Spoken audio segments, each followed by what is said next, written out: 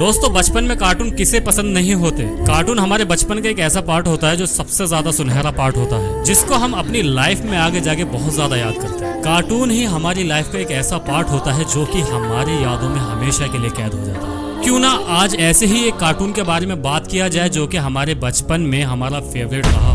तो आज हम बात करने जा रहे हैं बेन 10 कार्टून के बारे में। बेन 10 कार्टून हो सकता है कि हम सभी का फेवरेट ना रहा हो, लेकिन बेन 10 कार्टून मेरा फेवरेट कार्टून रहा था और आज भी फेवरेट कार्टून है।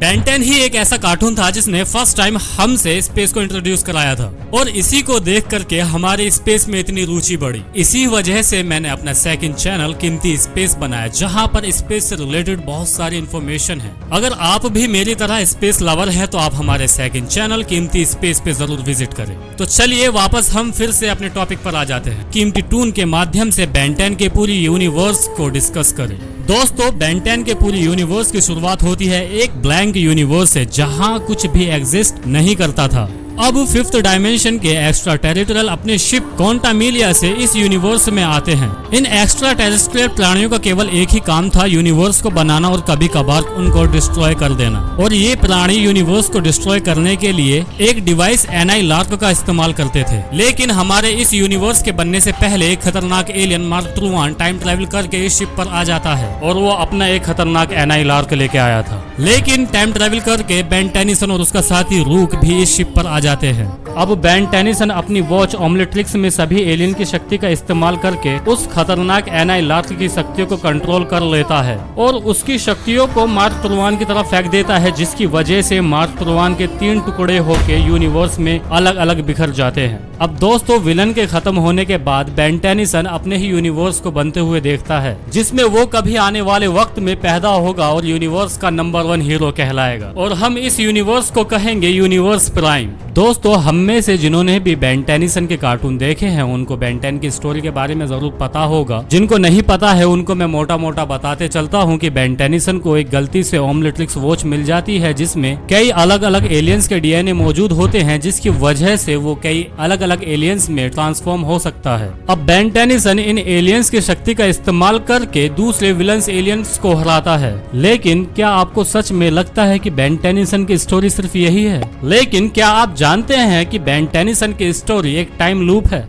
लेकिन क्या आपको पता है कि बेन टेनिसन की वजह से ही उसके पूरे यूनिवर्स का जन्म हुआ था? अब सबसे अमेजिंग चीज तो यही है इस कार्टून की कि इसको समझना इतना आसान नहीं है, क्योंकि इसकी स्टोरी बहुत ज्यादा कॉम्प्लेक्स है। और हो सकता है कि आपको लगता हो कि बेन 10 एक सिर्फ बच्चों का कार्टून है, लेकिन असल में बेन 10 की स्टोरी बहुत ज्यादा एक्साइटिंग है। और हाँ, आप ये भी कह सकते हैं कि यहीं से ही इंडिया के अंदर इतना ज्यादा एनिमे का क्रेज बढ़ा है। अगर आप बेन की स्टोरी शुरुआत से अंत तक देखना चाहते हैं तो आप बने रहें हमारे इस वीडियो सीरीज के साथ। ये वीडियो सीरीज पूरे 4 पार्ट में आएगा, जिसमें हम बेन के पूरे यूनिवर्स को कवर करेंगे और जिसका पार्ट 1 आप अभी इस वक्त देख रहे हो। तो सबसे पहले बात करते हैं एजमथ, द क्रिएटर ऑफ ओमलेट्रिक्स के बारे में। दोस्तों, यूनिवर्स के पैदा होने के कई हजार साल बाद लाइफ के पहले व्लॉग्स पैदा हुए। इन सिंगल सेल ऑर्गेनिज्म का नाम था स्लिम बायोट्स। यही वो जीव थे जिन्होंने अलग अलग डीएनए और जेनेटिक्स मटेरियल को प्लैनेट्स पर पहुंचाया और अलग अलग तरीके के एलियंस को जन्म दिया। कुछ समय बाद जब एलियंस पैदा होने लगे तो एक प्लैनेट्स पर एक जीनियस का जन्म हुआ, जिसका नाम था एजमथ। ये एलियन आगे जाके गैलेक्सी का सबसे स्मार्टेस्ट एलियन बना। एजमथ नए नए इन्वेंशन करना चाहता था। उसका पहला इन्वेंशन था अपना एक आर्टिफिशियल प्लेनेट। अब अपनी इंटेलिजेंस को देखकर एजमथ ने सोचा कि वो एक ऐसी चीज बनाएगा जिससे दुनिया के सभी फंडामेंटल फोर्सेस को कंट्रोल कर सके और जो फिजिक्स के लॉस तक को तोड़ सके। उसने स्वॉर्ड ऑफ एस्क्लेन को बनाया, जिसकी शक्ति को आप किसी जादू से कंपेयर कर सकते हैं। इस खतरनाक स्वॉर्ड को किसी प्लैनेट के वॉरियर ने चुरा लिया ताकि वो अपने प्लैनेट पे हो रहे वॉर को रोक सके। इस स्वॉर्ड में बहुत ज्यादा ताकत थी, जिसके इस्तेमाल से पूरा का पूरा प्लैनेट ही खत्म हो गया। अब एजमथ ने इस स्वॉर्ड को उस बिखरे हुए प्लैनेट से उठाया और ठान लिया कि अब इस स्वॉर्ड को किसी योग्य वॉरियर को ही देगा। अब एजमथ यूनिवर्स घूमते घूमते एक छोटे से टुच्चे से प्लैनेट पर पहुंचा, जिसका नाम था अर्थ। अब अर्थ पर 1134 का मिडिवल एरा चल रहा था। सर जॉर्ज नाम का रोमन सोल्जर, जिसे अमर होने का वरदान प्राप्त था, वो अपनी जमीन को एक क्रॉस डायमेंशन स्पीशीज से बचा रहा था। इस जीव का नाम था ड्रैगन। सर जॉर्ज की शक्ति को देखकर एजमथ अपनी तलवार उसको दे देता है। जॉर्ज भी शक्ति के काबिल होता है। अपनी जादुई तलवार के साथ ही उसके दिल को जादुई दरवाजे के पीछे सील कर देता है। इंसानियत अपनी पहली एलियन सभ्यता से बच पाती है। सर जॉर्ज ने तब फॉरएवर नाइट्स को जन्म दिया, जिनका काम था हर तरह के एक्स्ट्रा टेरिटोरियल जीवों से अर्थ को बचाना। दोस्तों एजमत भी एक ऐसा डिवाइस बनाना चाहता था जिससे जंग नहीं अमन को फैलाया जा सके, और तब उसने ओमलेट्रिक्स बनाने का फैसला किया, जिसकी मदद से अलग अलग एलियंस में ट्रांसफॉर्म किया जा सकता था। उसके बाद एजमत अपने इस इन्वेंशन को पूरा करने में जुट गया। अब अर्थ पर सन 1770 की बात है। सर जॉर्ज वॉशिंगटन यानी कि अमेरिका के होने वाले राष्ट्रपति अपनी टीम को लेकर एक जंगल में शिकार कर रहे थे। तभी वहां पर टाइम ट्रेवल करके फिर से मार्क ट्रूमान आ जाता है। दरअसल उसका जहाज खराब हो गया था, जिसकी वजह से उसको इस टाइम ट्रेवल में आना पड़ा। अब वो यहाँ स्पेस में मदद के लिए कॉल करता है और उसकी कॉल का जवाब देता है बेहद ही जवान विल गैक्स। अब आप बेन टेनिसन के इस विलन को तो आप जरूर जानते ही होंगे। अब मैं आपको बताने जा रहा हूँ कि आखिर विल गैक्स क्यों ओमलेट्रिक्स के पीछे लगा रहता था। दोस्तों विल गैक्स मार्क ट्रूमान के शिप को ठीक करने में मदद करता है और बदले में मार्क ट्रूमान उसको क्रोमोसिपियंस टाइम बॉम्ब देता है। जल्दी ही टाइम ट्रेवल करके बेन टेनिसन और उसका साथी रूप टाइम ट्रेवल करके वहां आ जाते हैं। जॉर्ज वॉशिंगटन की हेल्प लेकर वो मार्क ट्रूमान और विल गैक्स को हरा देते हैं। अब इस लड़ाई में पहली बार विल गैक्स किसी को अलग अलग एलियंस में ट्रांसफॉर्म होते हुए देखता है और इसी वजह से वो ओमलेट्रिक्स के पीछे पड़ जाता है।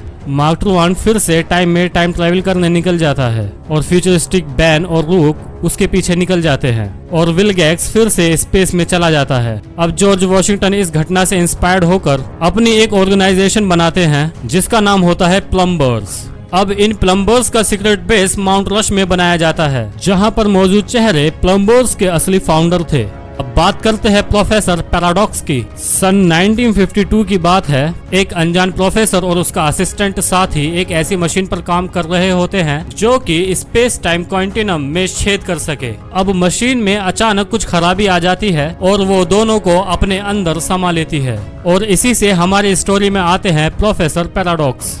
अब जानते हैं greatest plumber of the universe के बारे में। दोस्तों सन 1962 में एक एयरफोर्स पायलट, एस्ट्रोनॉट और प्लम्बर मैक्सवेल टेनिसन एक एनर्जी से बने एलियन की जान बचाते हैं एक एंड्रॉइड एलियन से, जो कि उसकी शक्तियां लेना चाहता था। अब उस एनर्जी वाली एलियन का नाम वडोना है। अब मैक्स और वडोना आगे जाकर अपनी एक फैमिली बनाते हैं। अब उसे बचाते वक्त वहां पर एक एलियन पुलिस फोर्स का मेंबर भी शामिल होता है, अब जिसका नाम है मैजिस्टर लेब्रेड। मैक्स की क्षमता को देखकर वो डिसाइड करता है कि प्लम्बर्स को गैलेक्सी में हर जगह होना चाहिए। इस वजह से प्लम्बर्स का एसोसिएशन मल्टी गैलेक्सी लेवल का हो जाता है और मैक्स टेनिसन का नाम one of the best plumbers in history में हो जाता है। दोस्तों मैक्स के इस प्लम्बरिंग के करियर में बहुत सारे पार्टनर रह चुके हैं और उन्हीं पार्टनर में से एक पार्टनर होता है डेविन 11, जो अपनी जान देकर मैक्स की जान बचाता है। इसके बदले मैक्स प्रॉमिस करता है कि वो उसके बेटे की रक्षा करेगा और हम उसके बेटे को केविन 11 के नाम से जानते हैं। केविन 11 एक ऑस्मोशन है जो कि हर तरीके की एनर्जी और डीएनए को सोख सकता है, लेकिन अपनी इस शक्ति को कंट्रोल करने में उसको बहुत वक्त लग जाता है। अपनी फैमिली के घर को गलती से तबाह करने के बाद केविन 11 न्यूयॉर्क भाग जाता है। तो चलिए दोस्तों अब जानते हैं बेन गेट्स द ओमलेट्रिक्स। अब दोस्तों कुछ साल गुजर जाते हैं। अब फाइनली एजमत ने ओमलेट्रिक्स का प्रोटोटाइप बना लिया है और वो मैक्स के पुराने पार्टनर जाइलिन को ये ओमलेट्रिक्स दे देते हैं ताकि वो इस ओमलेट्रिक्स को one of the best plumber max Tennyson तक पहुंचा सके। अब ओमलेट्रिक्स की एग्जिस्टेंस की कहानियां पूरे यूनिवर्स में फैल चुकी है। अब ये सुनकर विल गैक्स सन 1770 के दशक में जिसने अपनी आंखों से ओमलेट्रिक्स को देखा था वो इसके पीछे पागलों की तरह पड़ जाता है। अब विल गैक्स जाइलिन के शिप पर हमला करता है। अब इन दोनों की लड़ाई में एक बहुत बड़ा धमाका होता है जिससे विल गैक्स को बहुत ज्यादा चोट आई होती है और वो मरते मरते बचता है। जाइलिन का शिप भी तबाह होकर अर्थ की तरफ गिरने लगता है। अब जाइलिन ओमलेट्रिक्स को सक्सेसफुली एक मशीन में बंद कर देती है। इसको सिर्फ मैक्स टेनिसन के डीएनए से ही खोला जा सकता है। जाइलिन ओमलेट्रिक्स को अर्थ पर भेज देती है और उसका खुद का शिप आर्कटिक ओशन में क्रैश हो जाता है, जहां वो फ्रीज होकर रह जाती है। वहीं अब अर्थ पर नीचे मैक्स टेनिसन रिटायर हो चुके हैं और वो अपने घर के ट्रक द रस्ट बकेट में रह रहे होते हैं। और अब समर चालू होता है तो मैक्स डिसाइड करते हैं कि वो अपने पोते बेन टेनिसन और अपनी पोती ग्वेन टेनिसन के साथ रोड ट्रिप पर जाएंगे ताकि वो ज्यादा क्लोज आ सके। अब बेन 10 का मेन कार्टून यहीं से शुरू होता है। अब मैक्स, बेन और ग्वेन पहले कैलिफोर्निया के कैंप साइट पर घूमने जाते हैं। कुछ मिस्टीरियस घटना है जो कि हमें फ्यूचर में जाकर पता चलता है। उसकी वजह से बेन ओमलेट्रिक्स के पॉड की तरफ आ जाता है। अब जो कि बेन मैक्स टेनिसन का ही पोता है, तो उसके ही डीएनए से वो मशीन खुल जाती है और वो ओमलेट्रिक्स वॉच बेन टेनिसन के हाथ में चिपक जाती है। अब एक सुपर हीरो का जन्म होता है जो कि 10 अलग अलग एलियंस में बदल सकता है। मैक्स टेनिसन ने अब तक अपने बच्चों को अपने प्लम्बर्स के करियर के बारे में अभी तक नहीं बताया है।